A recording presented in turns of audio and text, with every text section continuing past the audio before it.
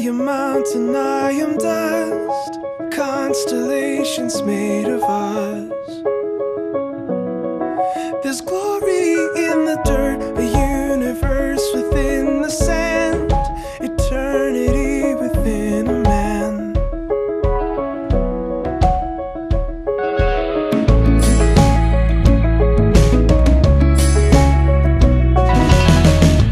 We are ocean, we are mist, brilliant fools who wound and kiss. There's beauty in the dirt, wandering in skin and soul, searching, longing for a home. As the light the skies, we will fight for our lives, for our lives.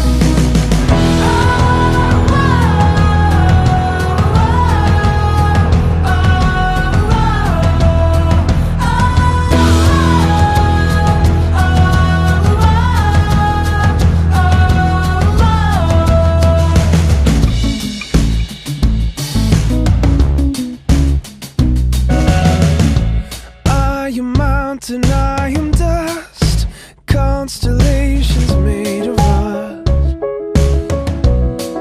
There's mystery in the dirt, the metaphors are breaking down.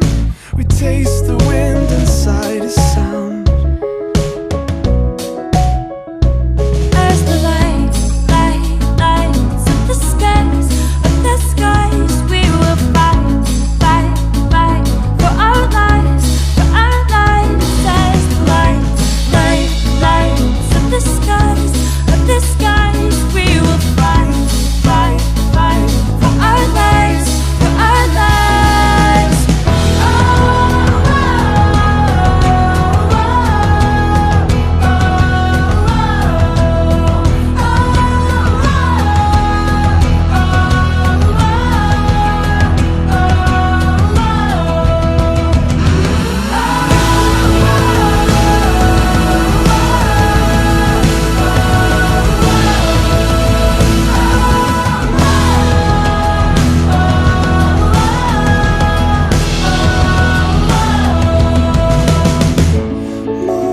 Momentary, carving stories from the ashes, filled with Holy Ghost. Life is here now, breathe it all in, let it all go. You are earth and wind. Tuhan hadir di bait suci-Nya. Tuhan ada di tahtanya. Kami bawa korban pujian bagi Yesus buat kasih-Nya. Ku rasakan kehadiran-Nya. Ku dengar suara berseru, anak domba yang dikorbankan, layak untuk terima pujian. Nyanyi haleluya, haleluya, haleluya. Nyanyi haleluya,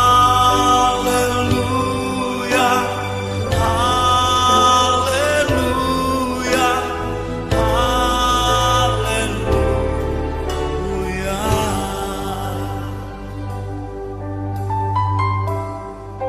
Mari kita nyanyikan bersama-sama. Tuhan hadir di bait suci-Nya. Tuhan ada di tahtanya.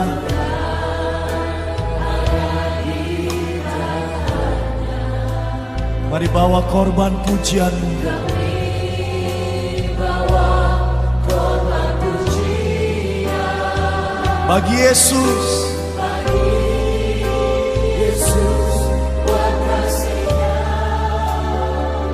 ku rasakan hadirat-Mu Tuhan.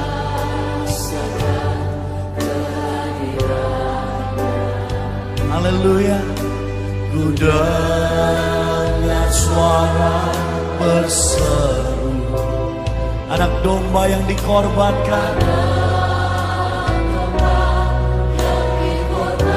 Yesus Tuhan, Dia layak terima pujian. Haleluya. Nyanyi, haleluya, haleluya, haleluya. Nyanyi, oh, haleluya, haleluya. Bapak, Ibu, dan Saudara sekalian yang terkasih di dalam Tuhan, mari kita beribadah kepada Tuhan dengan penuh sukacita dan dengan hati penuh syukur. Ibadah pada pagi ini dimulai dengan satu pengakuan bahwa pertolongan kita adalah di dalam nama Tuhan yang menciptakan langit dan bumi dan yang memelihara ciptaannya sampai selama-lamanya. Turunlah atas kita sekalian anugerah dan damai sejahtera dari Allah Bapa kita dan Tuhan kita Yesus Kristus serta dalam persekutuan Roh Kudus. Amin.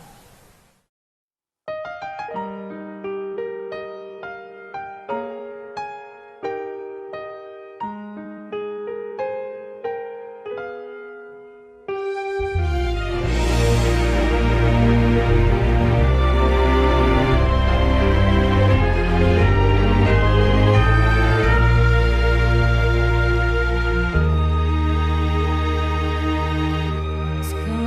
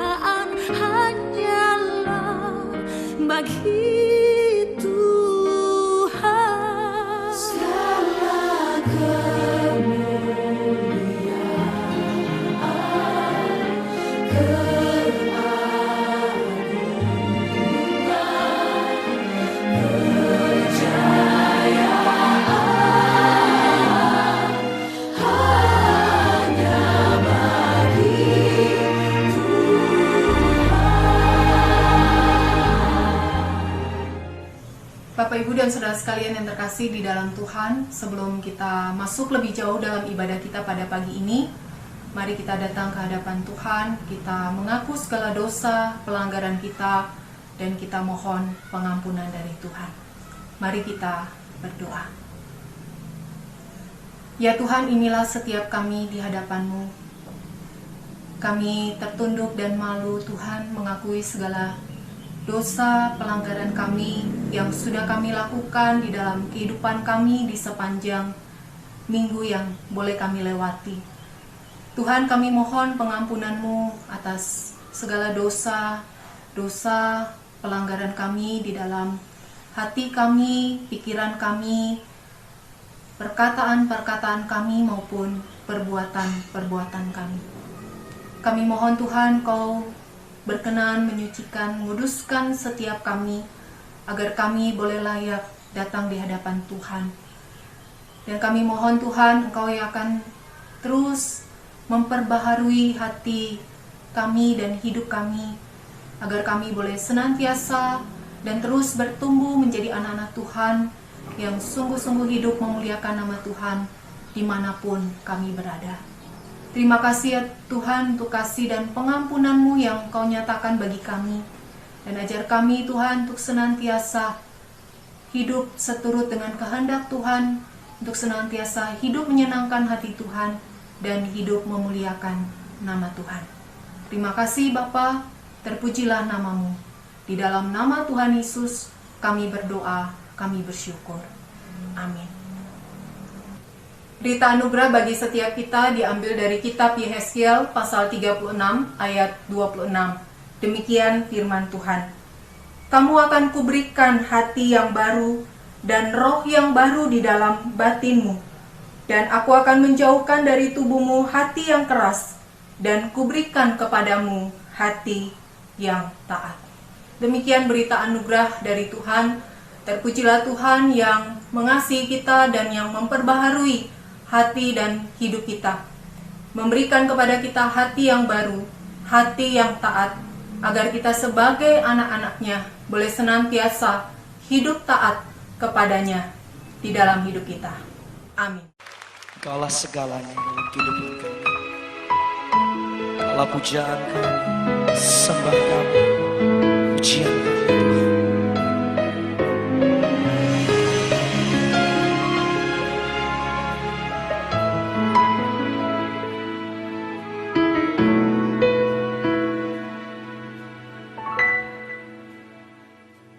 Kau Bapa yang mengasihiku, kuasa-Mu memulihkanku, hati yang baru Kau berikan untukku dapat melihat rencana-Mu indah bagiku. Kau ada di setiap jalanku. Hatiku haus dan lapar akan Engkau. Kaulah segalanya di dalam hidupku. Kerajaan-Mu, kebenaran-Mu, itu bagian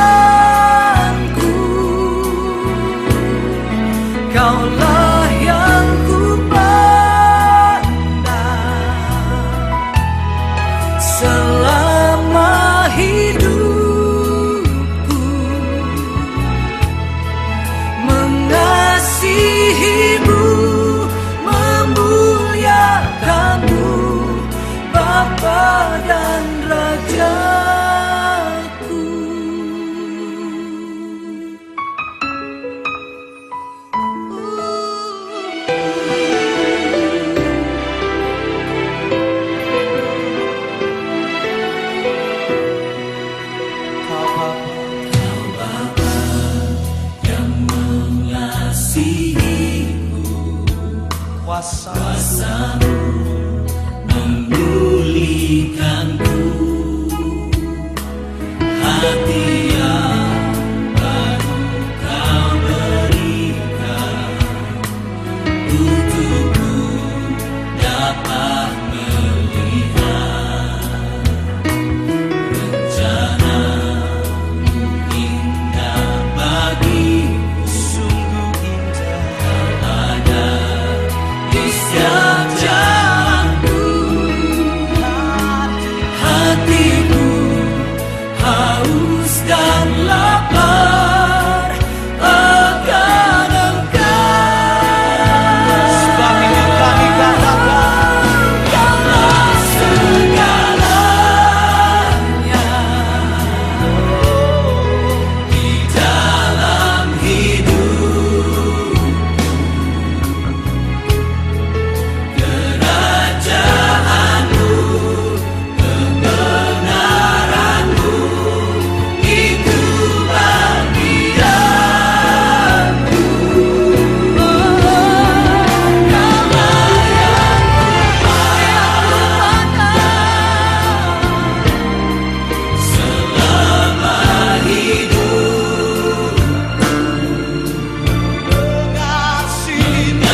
Mengasihimu, memuliakanmu, Bapa dan Raja.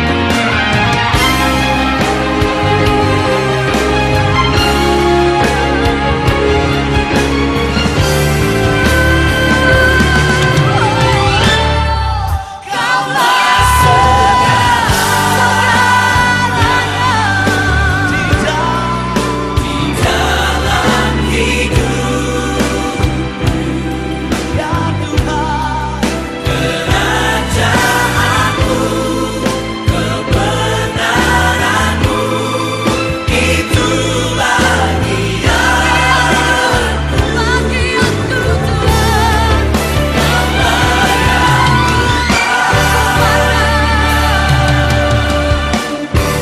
Selama hidup,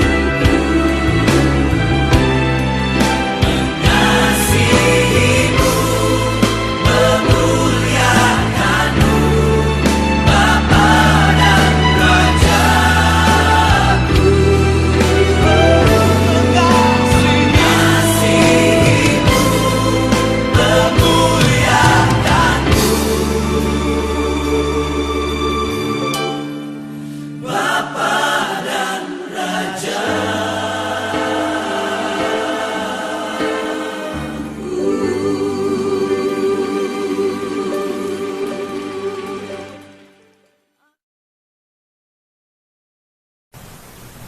Selamat pagi Bapak Ibu dan Saudara sekalian yang terkasih di dalam Tuhan.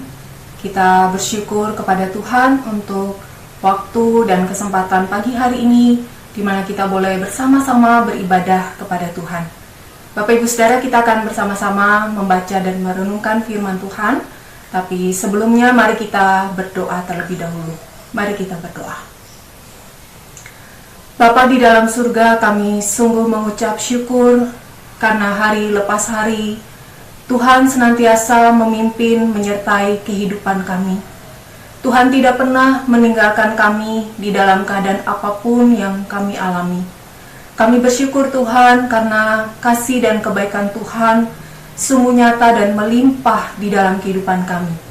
Kami bersyukur untuk setiap waktu yang Tuhan berikan di mana kami boleh bersama-sama bersekutu dengan Tuhan. Bersama-sama kami boleh beribadah kepada Tuhan, memuji, memuliakan Tuhan, menaikkan segala ucapan syukur kami kepada Tuhan, dan kami boleh membaca, merenungkan firman-Mu. Kami mohon Tuhan, Kau yang akan memimpin, menyertai, memberkati setiap kami pada waktu ini, di mana kami akan bersama-sama membaca dan merenungkan kebenaran firman-Mu. Firman-Mu yang akan menuntun kehidupan kami, agar kami boleh senantiasa hidup memuliakan nama Tuhan, agar kami boleh senantiasa hidup sesuai dengan kehendak Tuhan. Terima kasih Tuhan, tolong hamba-Mu yang akan menyampaikan kebenaran firman Tuhan, dan tolong kami semua boleh belajar bersama-sama dari firman Tuhan, dan kami juga dimampukan untuk melakukannya di dalam hidup kami setiap hari. Terima kasih Bapa, terpujilah nama-Mu. Di dalam nama Tuhan Yesus kami berdoa, kami bersyukur. Amin. Bapak, Ibu, dan Saudara sekalian yang terkasih di dalam Tuhan, pagi hari ini kita akan bersama-sama membaca dan merenungkan kebenaran firman Tuhan dari kitab Matius pasal 6, ayat yang pertama hingga ayat yang keempat.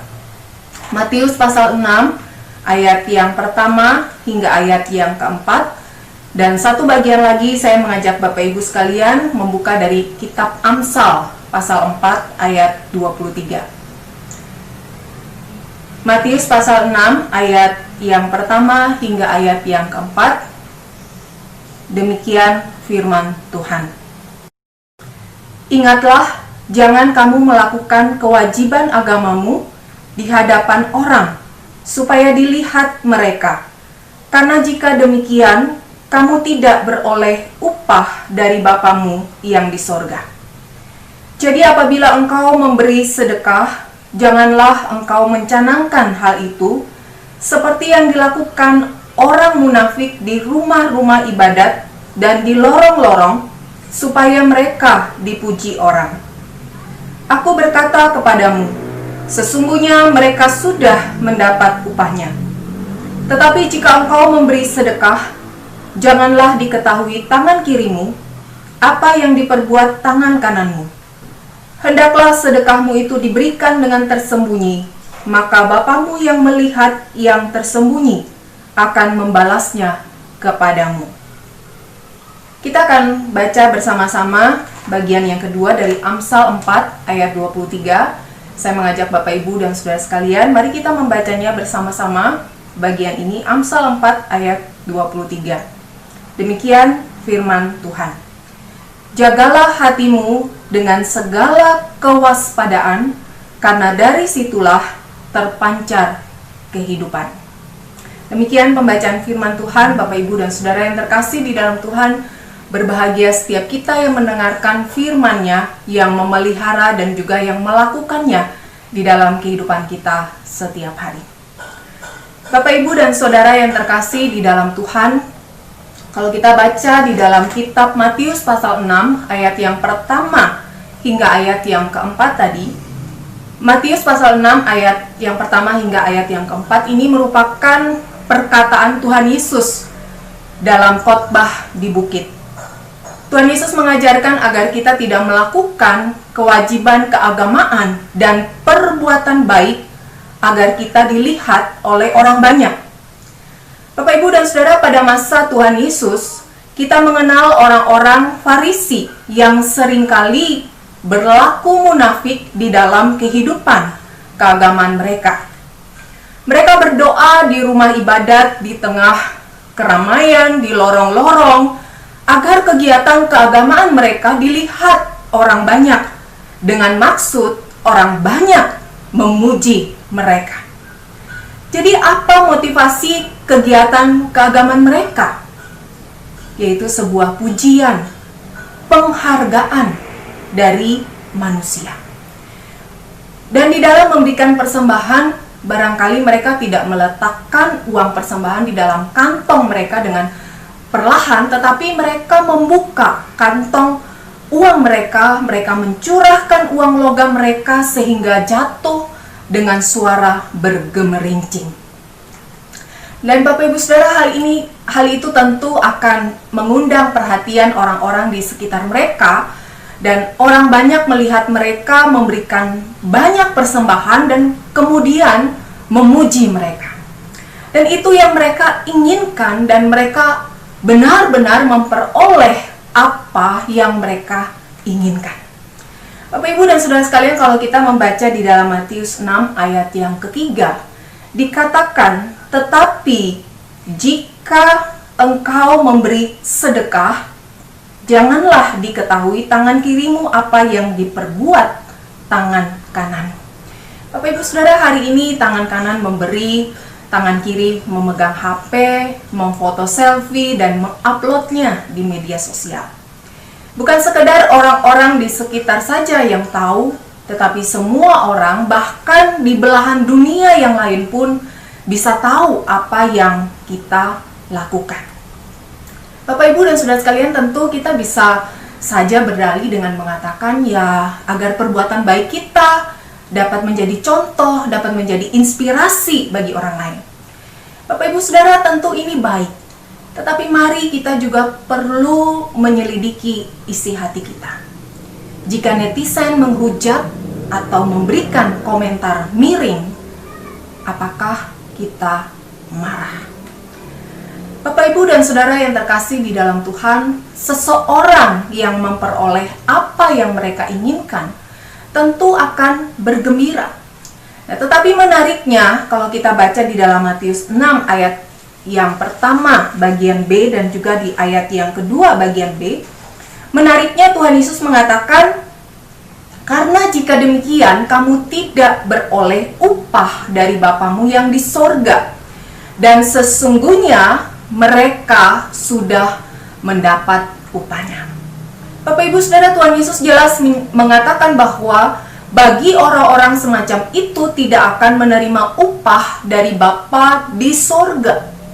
Mereka mengharapkan upah dari perbuatan baik mereka di dunia dan mereka mendapatkannya.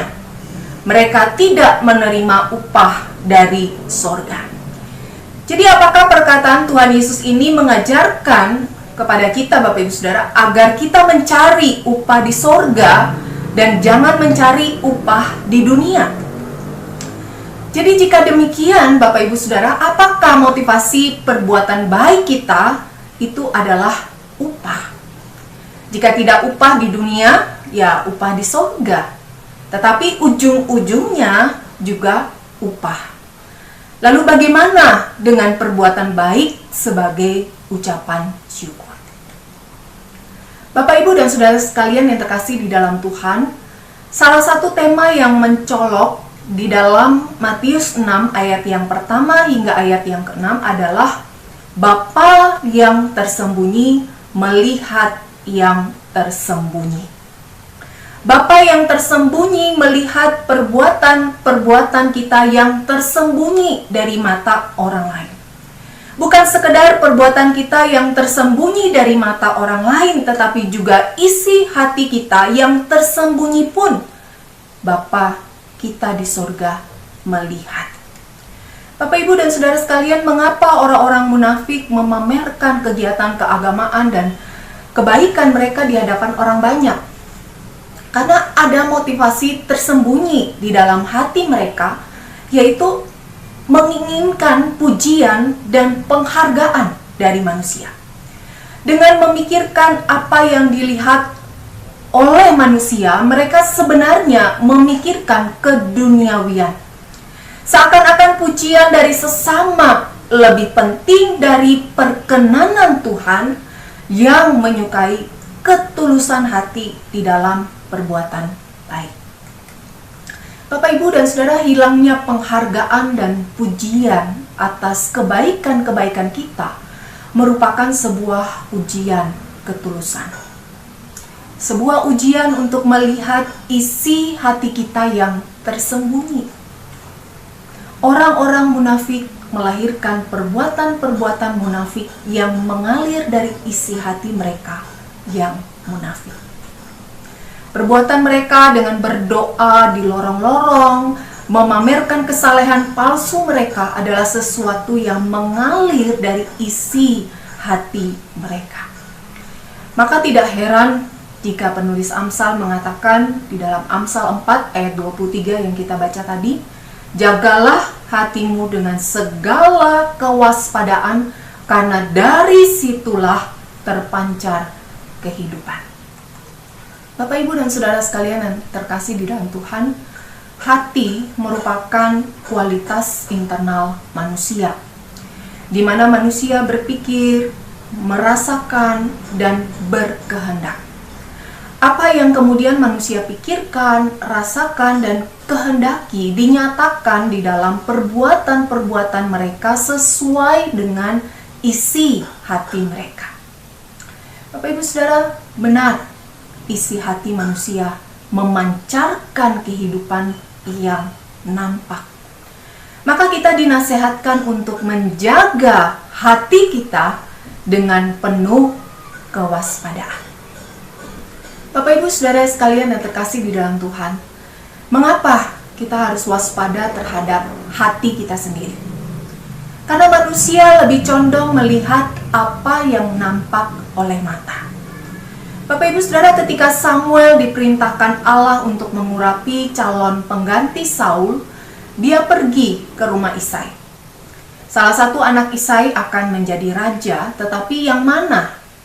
Bapak Ibu Saudara, kalau kita baca di dalam Alkitab, di dalam kitab 1 Samuel 16 ayat 6, bagian ini mengisahkan ketika Samuel melihat Eliab, dia langsung berpikir bahwa Eliablah yang diinginkan Tuhan. Tetapi Tuhan mengingatkan Samuel akan sebuah prinsip di dalam 1 Samuel 16 ayat yang ke-7. Janganlah pandang parasnya dan perawakannya yang tinggi, sebab aku telah menolaknya. Bukan yang dilihat manusia, yang dilihat Allah. Manusia melihat apa yang di depan mata, tetapi Tuhan melihat hati. Bapak Ibu Saudara, Samuel terpeleset dengan pandangan mata terhadap fisik Eliab yang tinggi. Kelihatannya Samuel tidak belajar dari kesalahan di masa lalu. Saul, orang yang diurapi menjadi raja Israel yang pertama, adalah seseorang yang perawakannya tinggi. Tetapi seseorang yang secara fisik seakan-akan pantas menjadi raja justru melukai hati Tuhan. Perawakan tidak menjamin, Bapak Ibu Saudara. Tetapi ketika Samuel melihat Eliab, dia melihat paras dan perawakannya. Allah menolak Eliab. Allah memilih Daud, seorang anak raja yang bahkan tidak masuk hitungan di dalam pandangan ayahnya sendiri. Yang diperhadapkan Isai adalah anak-anaknya selain Daud. Dia berpikir anak remaja seperti Daud tentu tidak pantas menjadi raja. Dia bukan pemimpin manusia, dia pemimpin domba. Tetapi justru pengembala inilah Bapak Ibu Saudara yang dipilih Allah karena hatinya yang mengasihi Allah. Bapak Ibu dan Saudara sekalian yang dikasihi oleh Tuhan, mengapa kita perlu menjaga hati kita? Karena kita condong mengikuti mata kita. Kita melihat dengan mata, bahkan tidak jarang hati kita digunakan untuk mencari pembenaran atas penilaian yang dilakukan melalui mata kita. Jika kita sudah menilai baik atau buruk pada pandangan pertama kita, tidak jarang kita mencari-cari alasan dan pembenaran bahwa penilaian pertama kita yang dilakukan oleh mata kita adalah yang benar. Bapak Ibu Saudara, ini menipu diri sendiri dan juga mengorbankan orang lain. Bahkan barangkali dapat dikategorikan sebagai sebuah fitnah. Selanjutnya, mengapa kita harus waspada terhadap hati kita sendiri, Bapak Ibu Saudara? Karena hati kita tercemar dosa. Tetapi ketika kita melihat isi hati kita, apakah kita akan serta-merta mengikuti kata hati kita? Bapak Ibu Saudara, ada nasihat atau jargon yang mengatakan ikuti kata hatimu. Itu biasanya yang benar. Amsal justru mengatakan dan mengajarkan kepada kita untuk tidak serta-merta mengikuti kata hati, tetapi menjaga hati dengan penuh kewaspadaan. Pertanyaannya, mengapa? Karena hati kita tercemar oleh dosa. Di dalam Roma 1 ayat 24 firman Tuhan mengatakan, karena itu Allah menyerahkan mereka kepada keinginan hati mereka akan kecemaran, sehingga mereka saling mencemarkan tubuh mereka. Bapak Ibu Saudara, bukan perbuatan cemar yang membuat hati orang berdosa menjadi cemar. Sebaliknya, karena hati mereka cemar, maka mereka menginginkan yang cemar. Ketika manusia jatuh ke dalam dosa, bagaimana dosa itu bisa dilakukan oleh manusia? Bapak Ibu Saudara, dosa diawali dari perubahan hati. Melihat apa yang Allah nilai buruk, dilihat baik. Dan semuanya itu aktivitas hati, bukan aktivitas fisik. Hati Adam dan Hawa berubah karena bujukan dan tipu daya ular. Jadi hati-hati dengan hati kita yang berdosa, Bapak Ibu Saudara. Dan yang terakhir, hati kita sumber perbuatan kita. Bapak Ibu Saudara, Amsal 4 ayat 23 mengatakan, karena dari situlah terpancar kehidupan. Ya. Hati merupakan sumber perbuatan kita. Kita melakukan apa yang kita kehendaki, yang kita rasakan, dan yang kita kehendaki. Jika hati kita tercemar dosa, maka pikiran, perasaan, dan kehendak kita pun tercemar dosa. Maka perbuatan-perbuatan kita pun akan tercemar dosa. Bapak Ibu dan Saudara sekalian, kembali kepada Adam dan Hawa yang jatuh ke dalam dosa. Mereka mematangkan atau menyatakan apa yang ada di dalam hati mereka dengan mengambil dan memakan buah yang dilarang oleh Allah. Sebelum hati mereka berubah, mereka tidak akan memakan buah yang dilarang oleh Allah. Pertanyaannya Bapak Ibu Saudara, mengapa mereka tidak memakan buah yang dilarang oleh Allah? Karena hati mereka masih terpaut pada Allah dan kehendaknya. Maka tindakan mereka adalah mereka menjauhi apa yang Allah larang untuk dilakukan. Ketika hati Adam dan Hawa berubah, melihat apa yang dilarang itu justru baik dan menguntungkan, maka perbuatan mereka berubah 180 derajat. Bapak Ibu dan Saudara sekalian, hati sumber perbuatan kita. Dari hati terpancar kehidupan kita. Jadi Bapak Ibu dan Saudara sekalian, jika kita ingin kehidupan kita menjadi benar dan baik di hadapan Tuhan, tidak dapat hanya dengan membenahi atau mengubah perilaku kita saja. Hal semacam ini tidaklah cukup untuk membuat diri kita semakin benar di hadapan Allah. Untuk mengubah dan membenahi hidup kita, kita harus memulainya dari perubahan dan pembenahan hati kita terlebih dahulu. Nah, setelah itu Bapak Ibu Saudara, meskipun tidak selalu otomatis, tetapi benar apa yang dikatakan Amsal 4 ayat 23, bahwa dari hati terpancar kehidupan. Jadi Bapak Ibu dan Saudara sekalian, mari kita membenahi hati kita. Yaitu dengan pertama kita minta Roh Kudus membenahi hati kita. Tanpa Roh Kudus, Bapak Ibu dan Saudara, kita tidak akan memiliki hati yang baru di hadapan Allah. Rohani manusia adalah hal utama yang harus diubahkan agar kita dapat membenahi hati kita.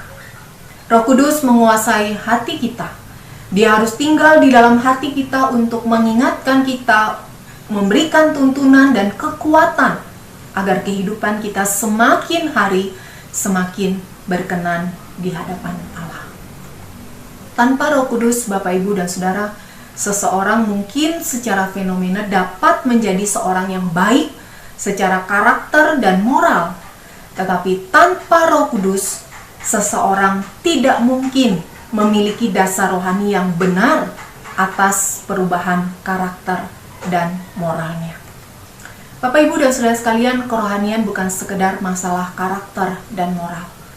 Kerohanian adalah masalah relasi dan keterpautan kita dengan Allah yang sejati. Kerohanian adalah tinggalnya kita di dalam lingkupan, di dalam perlindungan dan persekutuan dengan Allah. Bapak Ibu dan Saudara sekalian, mengubah paradigma hidup yang berkenan dan berelasi dengan Allah tidak dapat dengan menggunakan teori-teori berpikir positif dan sebagainya. Tetapi pertama-tama kita harus meminta pertolongan Roh Kudus yang mengubahkan kita, yang membenahi hati dan hidup kita. Yang kedua, Bapak Ibu Saudara, benahi hati kita dengan kontrol hati kita sendiri, bergumul dengan hati kita sendiri. Kita benahi hati kita dengan kita mengontrol dan kita bergumul dengan hati kita sendiri. Bapak Ibu Saudara, hati manusia tercemar dan tertutup oleh dosa. Apa yang dipikirkan, apa yang dirasakan dan diinginkan adalah kecemaran di hadapan Allah.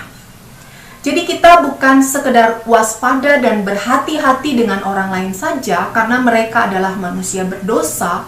Kita pun sama berdosanya dengan orang lain, Bapak Ibu Saudara. Maka kita perlu juga mewaspadai hati kita sendiri. Kita perlu mewaspadai pikiran kita sendiri. Pertanyaannya, Bapak Ibu Saudara, dengan apa kita mewaspadai pikiran kita? Bukankah dengan pikiran kita juga? Artinya kita perlu memikirkan berulang-ulang apa yang telah kita pikirkan. Kita perlu menguji hati kita. Apakah hati kita sudah sesuai dengan apa yang Tuhan kehendaki untuk kita pikirkan? Bapak Ibu Saudara, kalau kita membaca di dalam Alkitab, di dalam Mazmur 26 bait yang kedua, Daud mengatakan, "Ujilah aku, ya Tuhan, dan cobalah aku. Selidikilah batinku dan hatiku." Bapak Ibu Saudara, jika kita menguji hati kita sendiri dengan pemikiran dan kebenaran kita, tentu yang kita peroleh adalah sekedar pembenaran diri, bukan pembenahan diri. Jadi jika kita menghendaki pembenahan diri dan hati kita, maka kita harus menyelidiki hati kita dengan kebenaran yang membenahi hati manusia, yaitu kebenaran Allah. Selidiki dan uji hati kita dengan firman Tuhan. Selidiki dan uji hati kita dengan rasa kasih kita kepada Allah. Apakah pikiran kita, perasaan kita, kehendak kita sesuai dengan pikiran, perasaan, dan kehendak Allah? Bapak, Ibu, dan Saudara sekalian, kontrol dan bergumul dengan apa yang kita hasilkan di dalam pikiran dan perasaan kita. Selesai kita memikirkan dan merasakan sesuatu, uji apakah apa yang kita pikirkan, apa yang kita rasakan, itu sesuai dengan pikiran dan perasaan Allah yang kudus. Jangan buru-buru menyatakan apa yang kita pikirkan dan apa yang kita rasakan di dalam sebuah tindakan, baik itu perkataan maupun perbuatan. Dan yang terakhir, Bapak Ibu Saudara, benahi hati kita dengan aplikasikan pikiran dan perasaan Kristus di dalam pikiran dan perasaan kita. Kalau kita membaca di dalam kitab Filipi pasal 2 ayat yang kelima, firman Tuhan mengatakan, "Hendaklah kamu dalam hidupmu bersama menaruh pikiran dan perasaan yang terdapat juga dalam Kristus Yesus." Bapak, Ibu, dan Saudara sekalian, Kristus bukan sekedar teladan bagi perbuatan-perbuatan kita saja, tetapi Dia juga teladan bagi pikiran-pikiran kita, bagi perasaan-perasaan kita. Jika kita menemui sesuatu di dalam hidup kita, apakah kita sudah berpikir dan merasakan seperti apa yang Kristus pikirkan dan rasakan jika berada di dalam situasi yang sama? Bapak, Ibu, dan Saudara sekalian, tentu kita pernah mendengar gerakan WGD, What Would Jesus Do? Untuk selalu mengingatkan kita akan hal ini. Kita memikirkan apa yang kira-kira Kristus pikirkan. Kita memikirkan apa yang kira-kira Kristus rasakan dan Kristus perbuat di dalam situasi yang kita rasakan atau alami. Bapak, Ibu, Saudara, aplikasikan pikiran dan perasaan Kristus di dalam pikiran dan perasaan kita. Tetapi bagaimana kita dapat menjalankan what would Jesus do dalam hidup kita adalah oleh karena what had Jesus done. Apa yang telah Yesus lakukan atas diri kita, yaitu menebus kita. Dia telah mati untuk mempersekutukan kita dengan Allah, yang melaluinya hati dan kehidupan kita berubah. Bapak, Ibu, dan saudara sekalian, nyatakan kebaikan dan kebenaran hati kita di dalam perbuatan yang nyata, tanpa maksud yang tidak benar, tanpa motivasi yang salah di hadapan Allah. Tetapi biarlah kebaikan hidup kita benar-benar mengalir dari hati yang tulus, yang mengasihi Allah dan mengasihi sesama kita. Tuhan memberkati kita semua. Amin. Mari kita berdoa. Bapa di dalam surga, kami sungguh mengucap syukur untuk kebenaran firman Tuhan yang mengajarkan kami agar kami sebagai anak-anak Tuhan, dimanapun kami berada dan dimanapun Tuhan tempatkan kami senantiasa hidup melakukan apa yang Tuhan kehendaki bagi setiap kami. Kami senantiasa hidup dengan menyatakan perbuatan baik, dengan menyatakan kebaikan hati kami tanpa motivasi yang salah di hadapan Tuhan. Tetapi kami boleh menyatakan perbuatan-perbuatan baik kami dengan hati yang tulus, dengan hati yang sungguh-sungguh mengasihi Allah dan juga sesama kami. Terima kasih Tuhan, terima kasih. Ajar kami untuk senantiasa hidup taat melakukan kebenaran-kebenaran firman Tuhan di dalam kehidupan kami, sehingga kehidupan kami boleh menjadi kesaksian bagi orang-orang yang ada di sekitar kami, dan nama Tuhan yang dipuji dan dimuliakan. Terima kasih Tuhan, kami mengucap syukur kepadamu dan kami menyerahkan seluruh hidup kami dalam tangan kasih Tuhan. Di dalam nama Tuhan Yesus kami bersyukur, kami berdoa. Amin. Yang dikandung dari Roh Kudus, lahir dari anak darah Maria, yang menderita sengsara di bawah pemerintahan Pontius Pilatus, disalibkan, mati dan dikuburkan, turun ke dalam kerajaan maut. Pada hari yang ketiga, bangkit pula dari antara orang mati, naik ke surga, duduk di sebelah kanan Allah, Bapa yang Maha Kuasa. Dan dari sana ia akan datang untuk menghakimi orang yang hidup dan yang mati. Aku percaya kepada Roh Kudus, gereja yang kudus dan am, persekutuan orang kudus, pengampunan dosa, kebangkitan tubuh, dan hidup yang kekal. Amin.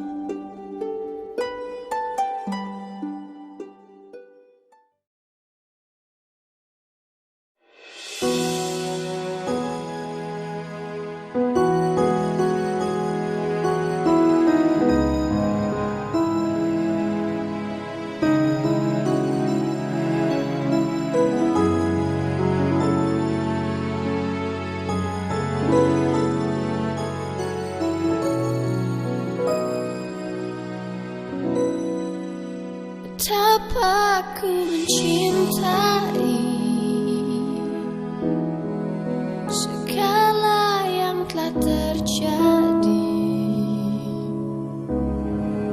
Tak pernah sendiri jalani hidup ini, selalu menyertai.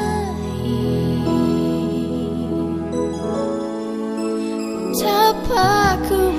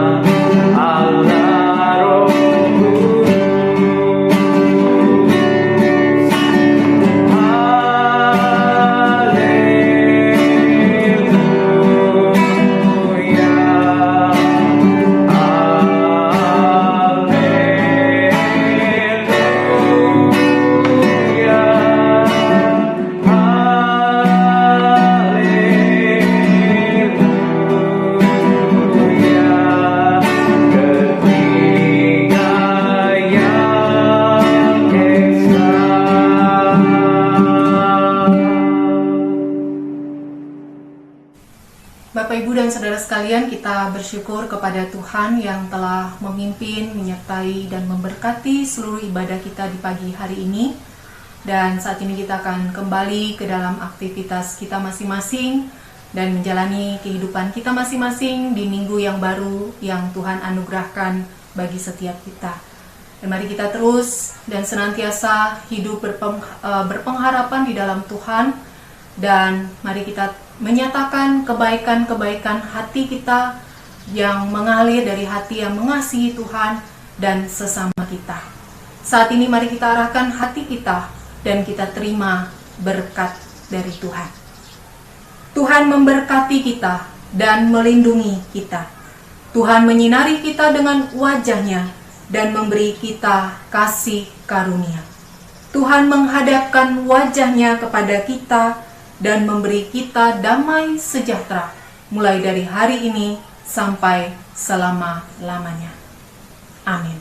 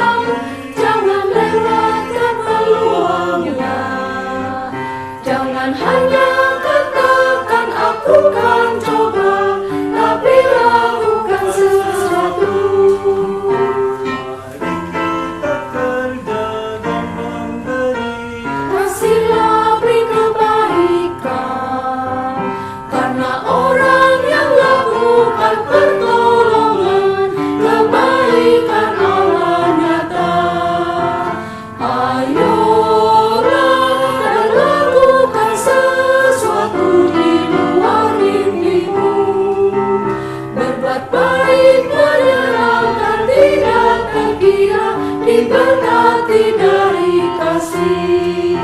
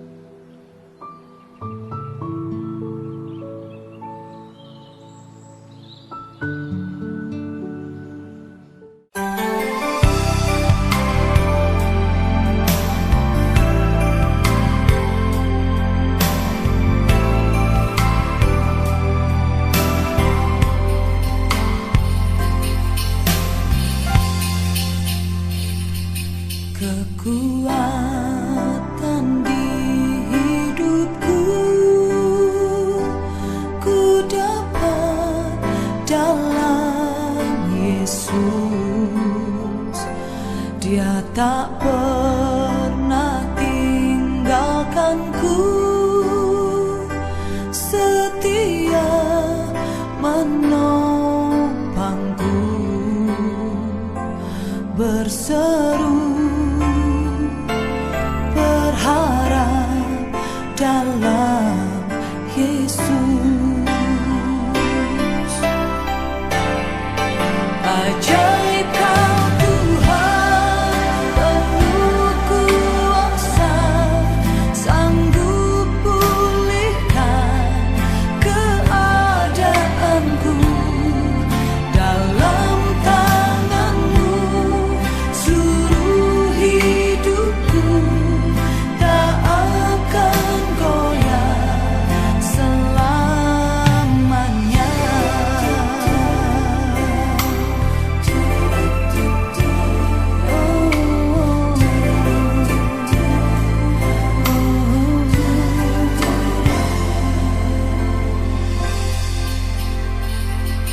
Kekuatan